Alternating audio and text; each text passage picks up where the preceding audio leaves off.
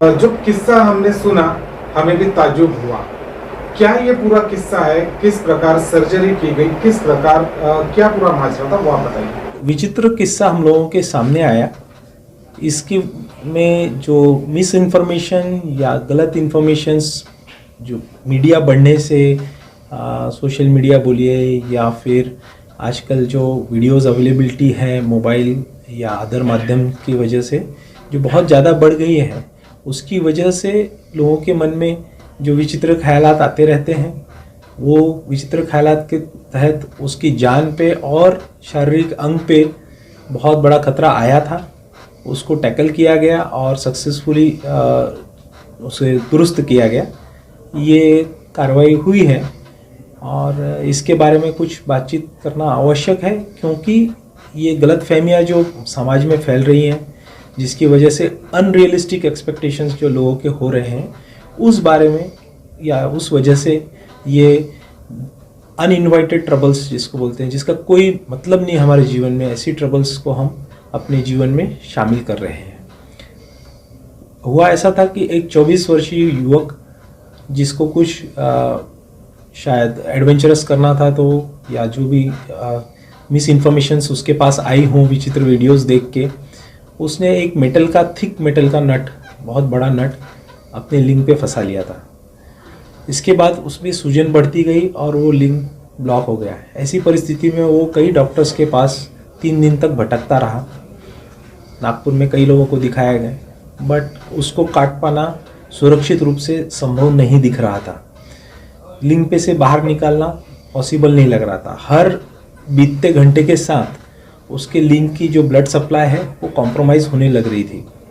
ऐसी परिस्थिति में जब वो हमारे हॉस्पिटल में आया, हमारे यूरोलॉजिस्ट को उसने दिखाया, तो वो भी परेशान हो गए कि इसको किस तरीके से निकाला जाए।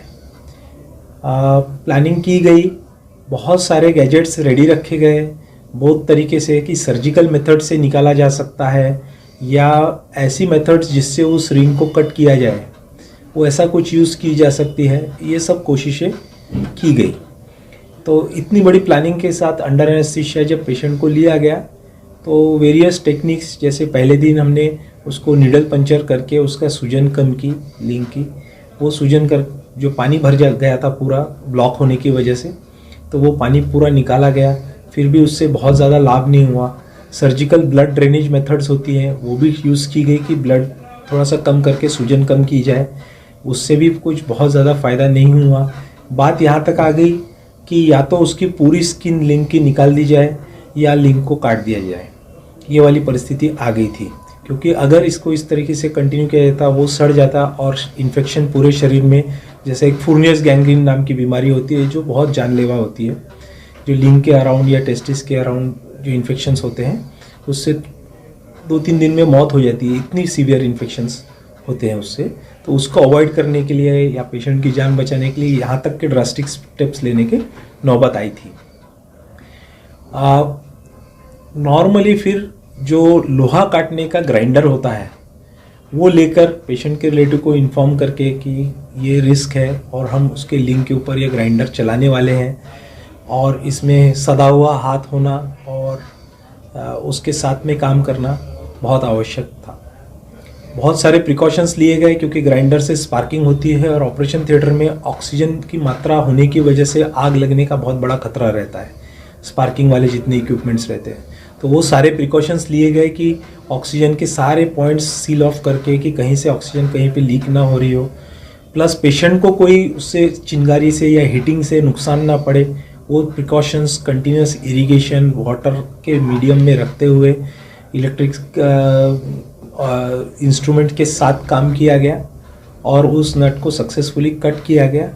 एक साइड से काट के भी उसको फैलाया नहीं जा सकता था, इतना मोटा नट था, तो उसको 2 साइड से काटना पड़ा। तो सेम एक्सरसाइज हमको 2 तरफ से करनी पड़ी, तब कहीं जाके वो नट सेपरेट 2 पीस में होकर खुला। चूँकि 3 दिन पहले ही जा चुके थे, तो उस नट के नीचे की स्किन पूरी ख़राब हो चुकी थी। उतनी स्किन को पूरा निकाला गया नट हटाने के बाद, डिब्राइड करके, और skin to skin anastomosis successfully किया गया और बाद में सब कुछ उसके लिए ठीक रहा और पेशेंट डिस्चार्ज हो चुका है। इसका जो अचीवमेंट्स आपको मिला है, उसे आप किस नज़र से देखते हो? नहीं सर, इसमें सिर्फ ये हमारे लिए एक केस का सक्सेस है वो तो सही है, पर दूसरा मेजर पार्ट मैं देखना ये चाहता हूँ कि prevention of any event like this, दूसरे कहीं भी ये दोबारा किसी को न फेस करना पड़े, वो ज़्यादा ज़रूरी है। इससे सबसे बड़ा सबक यही रहना चाहिए कि ऐसा दोबारा कोई भी अटेम्प्ट न किया जाए, क्योंकि ये रिक्वायर्ड नहीं है। अननेसेसरी केसेस देखने मिलते हैं जो कि क्या एक वजह हो सकती है ऐसे केसेस के लिए, किस वजह को आप जिम्मेदार मानते हैं? देखिए, पहली बात, बहुत कॉमन होते हैं ऐसे केसेस, ये बोलना तो थोड़ा सा मुश्किल है, क्योंकि हम लोग पिछले 20-25 साल से जो मेडिकल प्रैक्टिस में हैं, ये हम लोग के उसमें फर्स्ट केस हमने देखा है। तो वी विल से कि it is one of the rarest of rare cases, जिसके कारण उसको जो अटेंशन मिलना चाहिए था मेडिकल फैटर्निटी के तरफ से, या अटेम्प्ट्स लेने चाहिए थे लोगों को, पर किसी ने हिम्मत नहीं की। अपने यहाँ पे आने के बाद में, बिकॉज एक प्रॉपर टीम वर्क थी, सर्जिकल टीम, यूरोलॉजी की टीम, क्रिटिकल केयर वालों की बैकअप सपोर्ट के लिए टीम, ये सारी टीम्स थी अपने यहाँ पे, तो सब लोगों ने मिलके एक जॉइंट एफर्ट लिया और इसको हमने अटेम्प्ट किया। ठीक है, जैसा डॉक्टर राजपूत ने बताया कि इसमें बहुत ज़्यादा खतरा था, बहुत ज़्यादा रिस्क था पेशेंट का, एक ऑर्गन लॉस, पूरा ऑर्गन लॉस होने की संभावना थी। इन सब चीज़ों को देखते हुए हमने इसको अटेम्प्ट किया। ठीक है, so we will consider it as a rarest of rare case rather than बहुत कॉमन केस। हाँ, डेफिनेटली ऐसे केसेस होते होंगे, वो शायद सोशली बाहर नहीं आ पाते, बिकॉज सेक्सुअल ऑफेंस जो बढ़ रहा है because of the easy availability of media, easy accessibility of media. आजकल खासकर लॉकडाउन के ज़माने में, जब से स्कूल्स वगैरह बंद हो गए हैं, आजकल मोबाइल, लैपटॉप और इंटरनेट एक्सेस फ्रीली अवेलेबल है बच्चों के लिए। सबसे ज़्यादा ख़राब बात यह है कि ये जो भी वेबसाइट्स होते हैं, जैसे फॉर एग्जांपल गूगल क्रोम या ये सब वेबसाइट्स होते हैं, ये जो सर्च इंजन्स होते हैं, ये भी सोल्ड आउट सर्च इंजन्स हैं।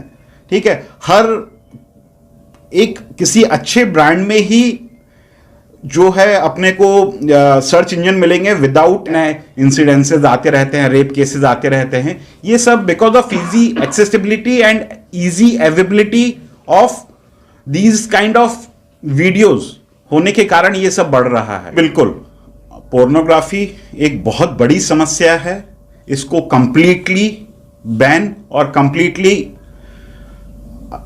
हाई ऑफेंसिबल क्राइम में आना चाहिए, इसको कंप्लीटली बैन करना चाहिए। इस चर्चा के बाद जो हमारी टीम का पूरी समाज के लिए, बच्चों के लिए, स्टूडेंट्स के लिए, युवाओं के लिए जो एक मैसेज है, वो ये है कि किसी भी चीज पे अत्यधिक निर्भरता, कि एक ही हम आज ये हो गया कि लैपटॉप और मोबाइल से बाहर ही नहीं निकल पा रहे हैं। वो कोरोना पैंडेमिक के कारण हम एक तरह से उनके गुलाम बन गए हैं। जो हम जानकारी लेना चाहते हैं, जो ज्ञान लेना चाहते हैं, सिर्फ वहीं से आ रहा है। और जो गूगल का ज्ञान है, या कह लीजिए अलग अलग लोगों के द्वारा बनाए गए वीडियो से हमको आधी अधूरी जानकारी मिल रही है, उसको वेरीफाई ना करने की टेंडेंसी, एक्सपर्ट से ओपिनियन ना लेने की टेंडेंसी, अपने टीचर से, बड़ों से गाइडेंस ना लेने की एक जो टेंडेंसी आ गई है, उससे हम बाहर निकले।